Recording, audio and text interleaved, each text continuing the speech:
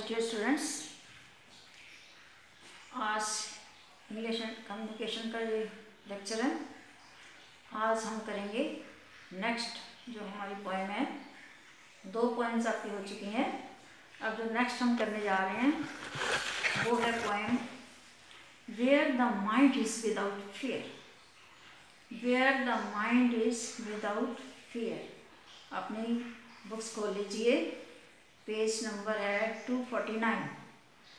249 page खोलिए और देखिए, ध्यान से सुनिए।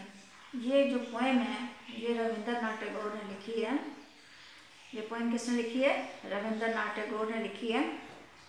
तो आप बुक्स खोलें और सुनिए ध्यान से। Where the mind is without fear and the head is held high, where knowledge is free, where the word has not been broken up into fragments. Fragments mean टुकड़े टुकड़े. By narrow domestic walls, where words come out from the depth of truth, where tireless striving stretches its arms towards perfection, where the clear stream of reason has not lost its way into the very desert sand of dead habit, where the mind is led forward by thee into ever-widening thought and action, into that heaven of freedom, my father, let my country away.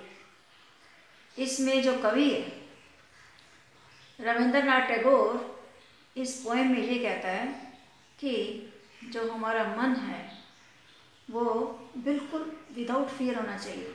उसे किसी प्रकार का डर नहीं होना चाहिए और वो इतना बेडर हो, इतना निडर हो कि सम्मान के साथ जी सके, पूरे अपने आदर और मान के साथ जी सके।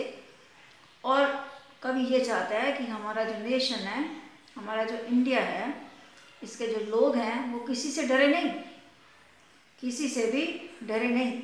और इसमें क्या knowledge, where knowledge is free, जहाँ जो ज्ञान हमें प्राप्त करना है उसके लिए पूरी आज़ादी हो। ये नहीं वहाँ किसी कास्ट का, क्रीड का हो, ये भी इसको ज्ञान मिल सकता है, इसको नहीं मिल सकता, इसके लिए ये भाषा बोल सकता है, ये नहीं बोल सकता, ऐसा नहीं होना चाहिए।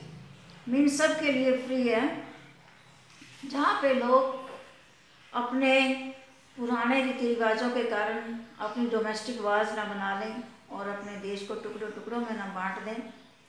लेकिन हमें क्या, वो चाहता क्या है कि यूनाइटेड रहें, लोग बिल्कुल फ्री हों, उन्हें किसी प्रकार का डर ना हो, किसी प्रकार के एक्शन काम करने के लिए वो पूरी उनको आज़ादी हो और भी सब तरह से उसको आज़ादी, कोई प्रैक्टिस कर सके, अपने बिहेवियर में कुछ बोल सके।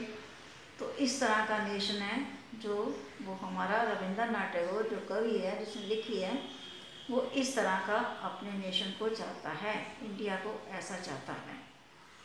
ठीक है, तो ये पोएम का मैंने आपको सार सुनाया है।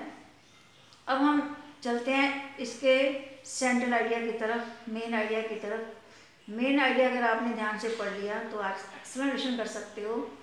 रेफरेंस में सब कुछ यही बातें लिख के आप उस लाइन को एक्सप्लेन कर सकते हो। तो ध्यान से सुनिए कि हमारा जो मेन आइडिया इसमें क्या कहता है। ये देखो, where the mind is without fear, written by Rabindranath Tagore. In this poem, the poet wants that there should be no fear and the people should live with self-respect. इस कविता में कवि ये चाहता है कि हमारे देश के जो लोग हैं उन्हें किसी प्रकार का भी डर नहीं होना चाहिए और उन्हें अपनी सेल्फ रिस्पेक्ट के साथ, अपने आत्मसम्मान के साथ रहना चाहिए। मीन इसमें जो कवि है ना, भगवान से प्रार्थना कर रहा है, ईश्वर से कहता, वैसे तो कुछ नहीं हो सकता, ईश्वर से प्रार्थना करता है कि आप ही कुछ ऐसा करो जिससे लोगों के मन में काम करने की, सेल्फ रिस्पेक्ट करने की और भी कई तरह से विदाउट फियर होने की ये सारी उनके अंदर भावनाएं आ जाए। ईश्वर से प्रार्थना करता है, प्रेयर है ये, मीन ईश्वर से प्रार्थना। People should live with self respect, और लोगों को कैसे रहना चाहिए? अपने आत्मसम्मान के साथ रहना चाहिए। The people should not be narrow minded, लोगों को मीन इतने दकियानुसी और रूढ़िवादी विचारों का नहीं होना चाहिए, विशाल हृदय होना चाहिए और उनमें चाहिए कि वो काम करें, निठल्ले ना बैठे रहें। इस तरह का वो नेशन अपना चाहता है। The poem is in the form of prayer for freedom. Main जो पोएम जो है, ये जो कविता है, वो आज़ादी के लिए एक प्रेयर के रूप में है, एक प्रार्थना के रूप में, प्रार्थना ईश्वर से। मेन आप ही कुछ ऐसा करो ताकि ये लोग कुछ समझ पाए, ठीक है।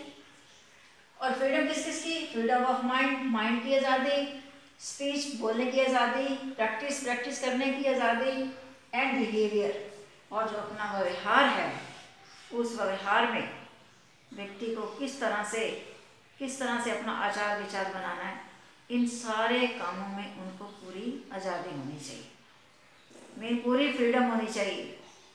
ये नहीं है कि उसके ऊपर किसी तरह का दबाव। तो ये हमारी ये पोएम है, where the mind is without fear. देखो इसके नाम से पता चलता है, where the mind is without fear,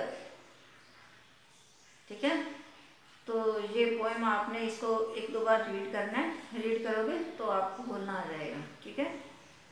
बोलना उसको लय में है, जैसे लय में छोटे बच्चे बोलते हैं उस तरीके से लय में बोल के देखो, प्रैक्टिस कीजिए। और ये मेन आइडिया आप याद कर लीजिए, क्योंकि 3 ही तो पॉइंट्स हैं, तीनों के मेन आइडिया तो आपने अच्छी तरह याद करने ही है। और इसी में से क्वेश्चंस भी निकल आते हैं, छोटे क्वेश्चंस भी निकल आते हैं। छोटे क्वेश्चंस भी आपने सारे रीड करने हैं, और समरी आपको मैंने बता दी है।